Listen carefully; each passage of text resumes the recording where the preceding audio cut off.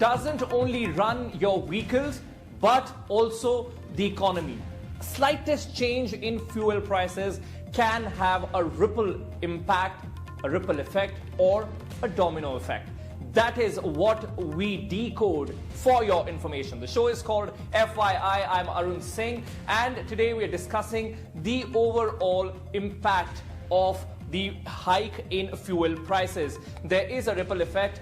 A rise in fuel prices results in definitely fall in consumer savings, and there is impact seen on various other commodities as well. We'll be having a panel of experts as well as our senior business correspondent to discuss this. But before that, let's quickly decode the petrol bill. Here, for an example, we've kept national capital's petrol rate. So the petrol price in the national capital is at record high of 85 rupees 70 paisa per litre. Now in this, around 53 rupees per litre goes into taxes. The base price is around 28 rupees per litre. The dealer commission comes down to 3 rupees 50 paisa per litre.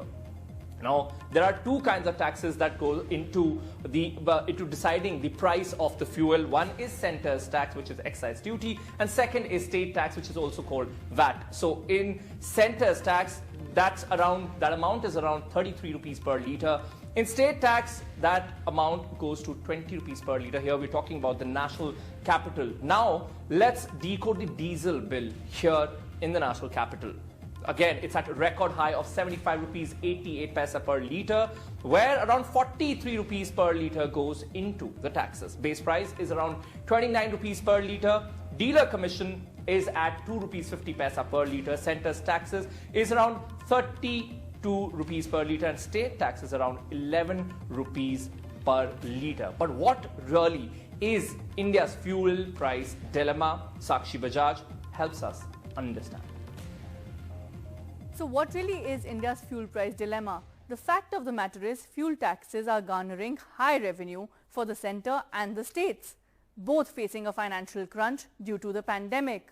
However, this means consumers are suffering with low disposable income at the moment and high taxes. So will the high taxes lead to a higher fuel bill for us? Yes. Could it dampen our savings and priorities on spending? Yes. However, that's not all. Experts believe high diesel rates will also impact the cost of public transport, agriculture and captive generation of power. Of course, as far as higher petrol bills are concerned, they also feel this is now going to impact the lower income bracket, especially for petrol, who primarily use their own two-wheelers to commute. And of course, the overall impact of fuel inflation on retail inflation continues to remain a concern.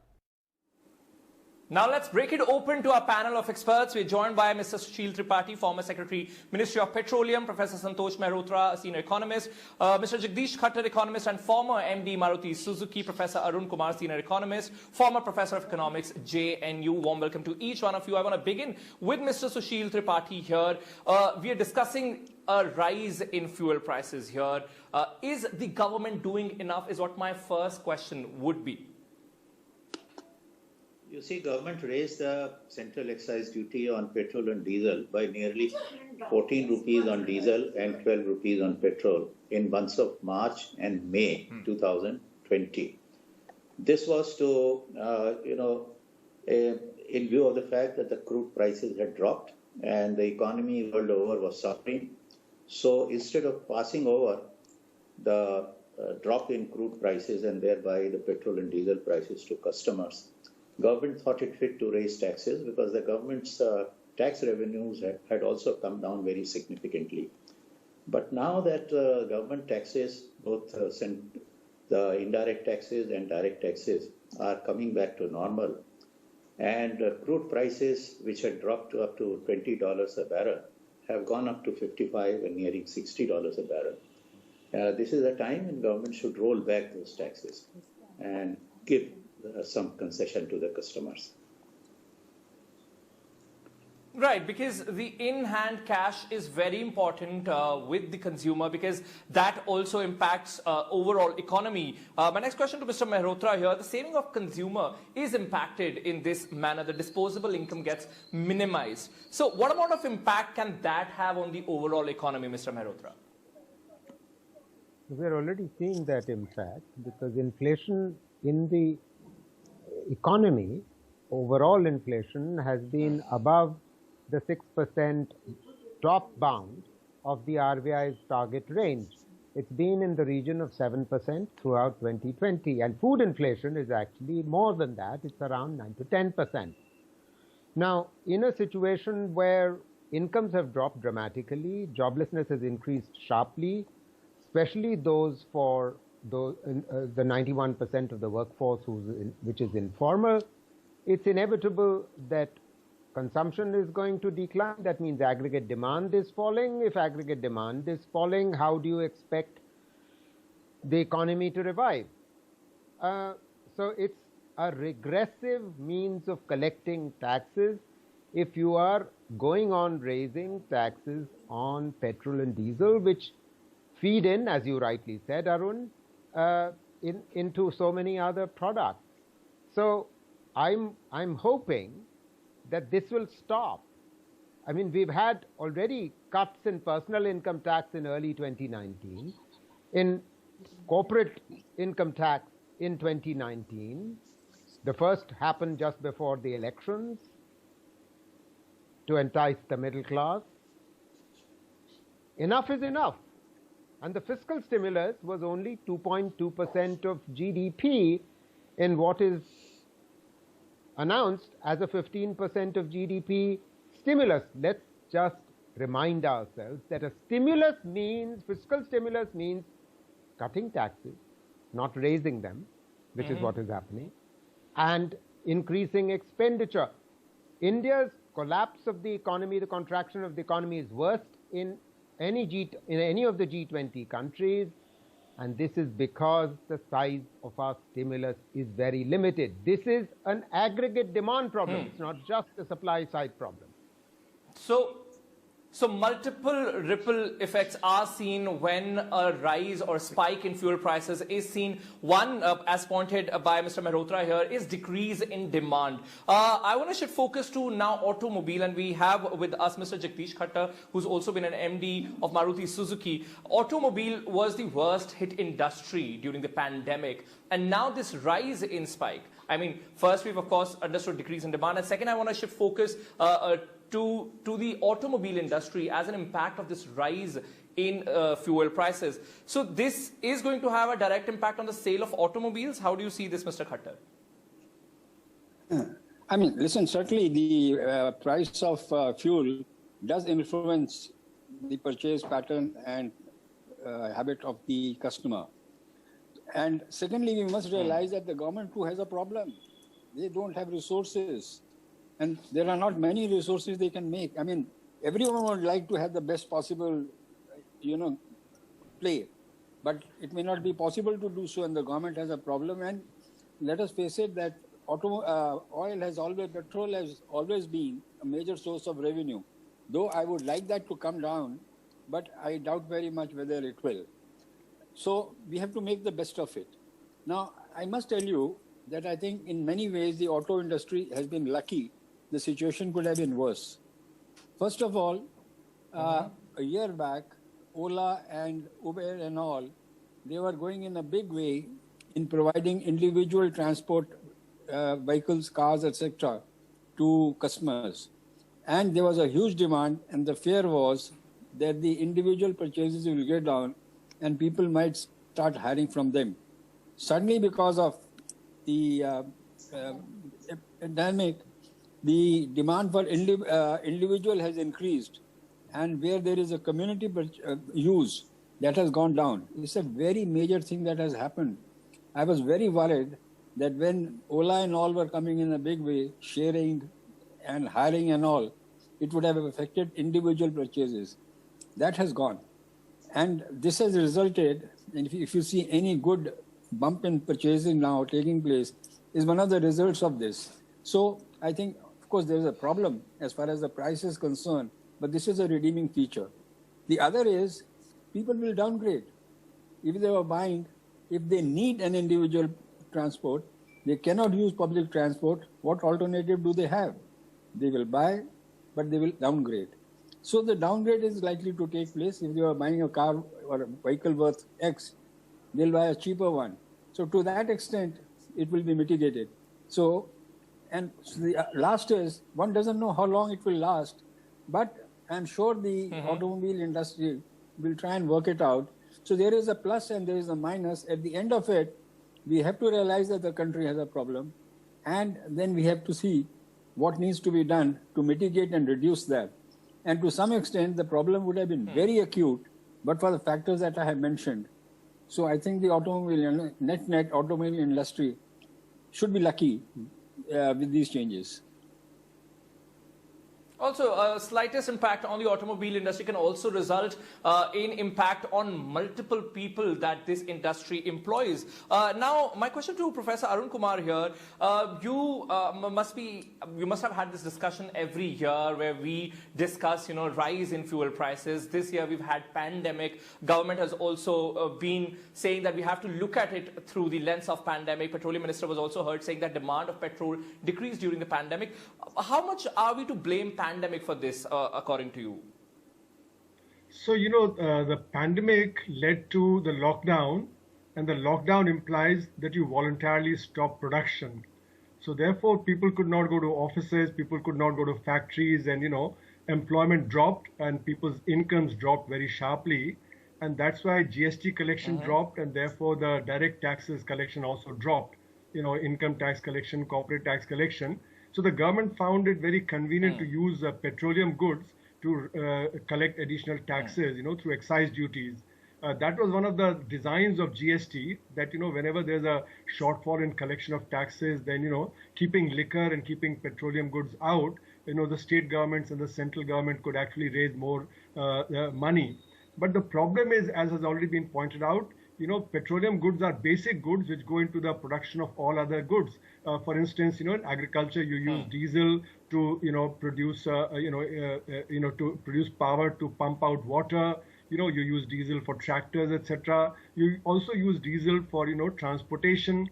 So these are all basic. So therefore, a rise in price of diesel is inflationary. And that's why inflation rates went up, not only in fruits and vegetables, but also other items. And that, slows down demand, as has already been pointed out by Professor Mehrotra. And today the demand has been a real problem because the unorganized sector got hit very hard, and they are 94% of the total workforce. So if you hit 94%, Professor overall Kumar, demand do you see the down. situation going towards stagflation here because of this sudden increase in fuel prices or an all-time high? So, there are countering factors also, because people are unemployed, so wages are down. Commodity prices, of course, have gone up, but wages being down also put this thing. But I think margins of businesses have increased. Now, why have the margins of businesses increased? Because there are supply constraints that have come in. For instance, in the automobile sector, there's a shortage, we hear, of the IC chips and the other component semiconductors. Similarly, in other sectors, there are, supply bottlenecks that have come up because of the fact that, everything sort of came to a standstill and supplies got affected. Then also imports from China have got affected. So there are a variety of reasons why, certain margins have gone up. So because of those margins, the inflation has been high, but on the other hand, wages being lower, it suggests that demand is still low. And when demand is low, then, there's a downward pressure on prices that takes place. So there are countering factors, and that's why it's not very clear. Suddenly, with the vegetables prices coming down, the rate of inflation has suddenly come down from 7% to about 4.5% or thereabouts. So we need to be very careful, but I think we need to look at the problem in the long run. In the long run, we have to reduce the demand for petroleum goods because these are very, polluting. So how to do that? But that's a long-term problem. And for that we need to go towards public transport. But as Mr. Khattar pointed out, people are afraid to travel in public transport, so they're going for private vehicles. And that's why pollution levels have gone back up to where they were, before the pandemic. So, the long-term solution can only be to reduce consumerism, to reduce the demand for petroleum goods, etc. And therefore, we have to have a short-term and a long-term plan to tackle the situation that we are confronted with today. Great that you mentioned about vegetable prices also. And Professor Mehrotra, if you can come in here, let's look at it through the lens of agriculture now. We're already going through an agitation nationwide against the new farm laws, and increase in fuel prices can also impact the agriculture department here. How do you see this? The essential commodities will also see the direct impact, Professor Mehrotra. Yes, it's possible that as inputs for all production, manufacturing, transportation, construction increases, the input prices for agriculture are also increasing, because petroleum is an input into the production of, obviously, diesel fuel for pumps. It is also an input into other produce, and input prices in agriculture have already been on the upswing. And you know what this, I think in some ways agriculture is going to be impacted by the fact that transportation costs have gone up very sharply, and 80% of our trucking units are actually micro units. The trucking companies have only 1 to 5 trucks with them. In other words, they are very small units, and they are coming to a standstill. This is another source of problem for the agriculture sector, but for the economy as a whole, because you know, agriculture does account for 42% of our workforce, but the remaining 58% is still elsewhere. So while it is going to impact agriculture adversely, I think it's going to impact the rest of the economy much more, and it is already showing. So I find this approach of the government of raising taxes when the fiscal policy should be counter-cyclical, which means cutting taxes and increasing expenditure. And the question was raised, oh, the government doesn't have money. Well, the government could and should borrow. It should have borrowed more. Public expenditure in Q1 and Q2 of FY21 actually contracted. Can you believe that? So now it's going up in the second half of FY21, but it will barely even out to what was planned to be spent when we expected. And I want to repeat this point. Just one sentence. The reason why our contraction is the worst among G20 countries is because the size of our fiscal stimulus is only 2.2% of GDP, when the emerging market economies have put in place a fiscal stimulus on average of 4% of GDP. Ours is half.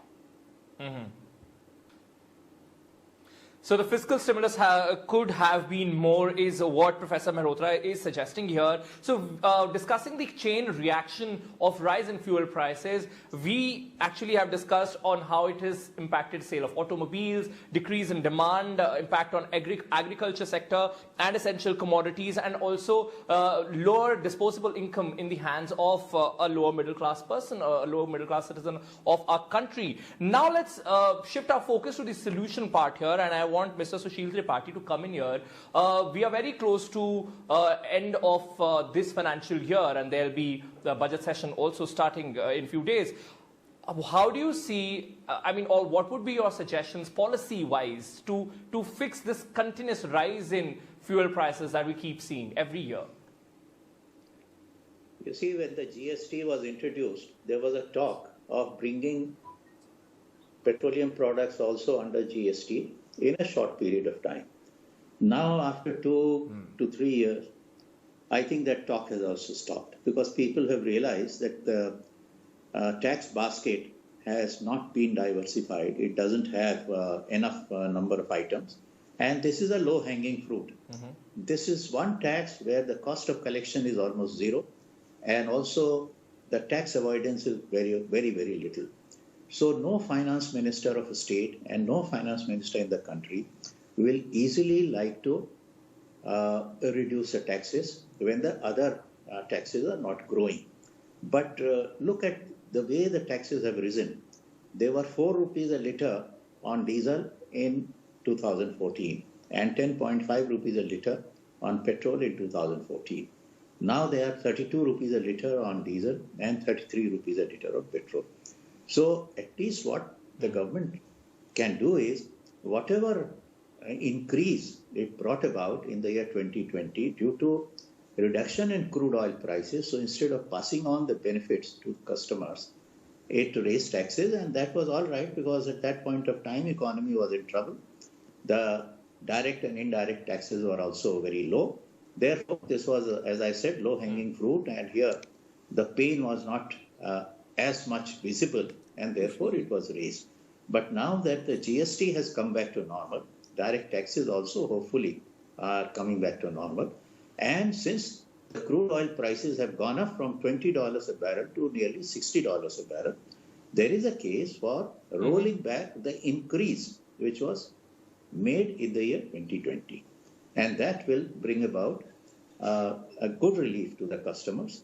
And then, in case the crude oil prices drop again, which seems unlikely because the economies world over are now coming back to normal.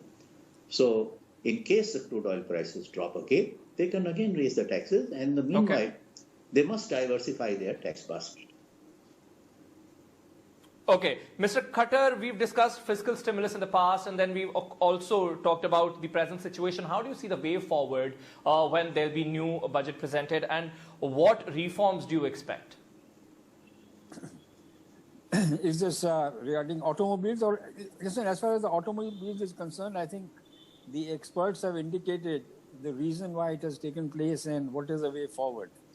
Now, as far as the industry is concerned, I think they will wait for the government to respond, but meanwhile, make the best of it.